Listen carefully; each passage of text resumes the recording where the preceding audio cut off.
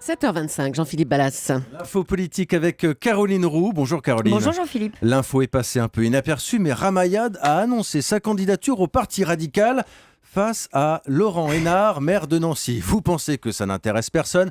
Détrompez-vous. La succession de Jean-Louis Borloo est suivie avec beaucoup d'attention par qui ?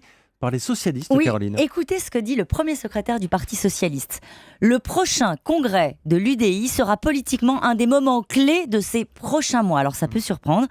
Mais en fait, depuis le vote de mardi dernier, vous savez, sur la trajectoire budgétaire, l'exécutif a pu mesurer la fragilité de sa majorité. Et les socialistes savent maintenant qu'ils auront peut-être, tout simplement, à tendre la main aux centristes. Alors, ils gardent un œil sur les batailles internes au centre. C'est assez curieux, Jean-Philippe, d'entendre les ténors du PS se pencher sur le cas de Ramayad ou de Laurent Hénart pour savoir lequel des deux sortira vainqueur. La médiatique ancienne ministre de Sarkozy qui plaît aux militants du Parti radical ou le maire de Nancy qui est lui soutenu par les cadres. Celle qui veut faire exister médiatiquement le vieux parti ou celui qui incarne la continuité.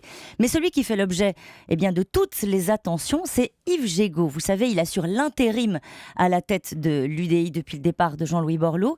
Il a reçu cette semaine un petit coup de fil de Manuel Valls et ils ont prévu de se voir dans les prochains jours. Et donc un coup de fil, ça veut dire que Manuel Valls pense qu'il pourrait avoir besoin de lui et de l'UDI.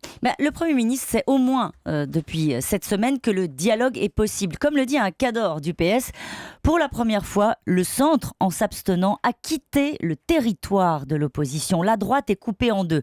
Du côté de l'UDI, on mesure l'opportunité historique, tout simplement de compter, de revenir au centre du jeu. Hors de question de s'installer dans le rôle de béquille du Parti socialiste, mais en revanche, l'idée de faire monter les enchères, d'obtenir des avancées sur le fond, par exemple sur les emplois à domicile, sur l'apprentissage, qui sont des sujets qui comptent beaucoup pour les centristes, en échange d'une forme d'abstention bienveillante, ça ne déplaît pas au patron par intérim de cette amicale des centristes. Abstention bienveillante. On imagine que tout ça ne plaît pas beaucoup aux plus remontés des socialistes. Au hasard, les 41 qui n'ont pas voté mardi.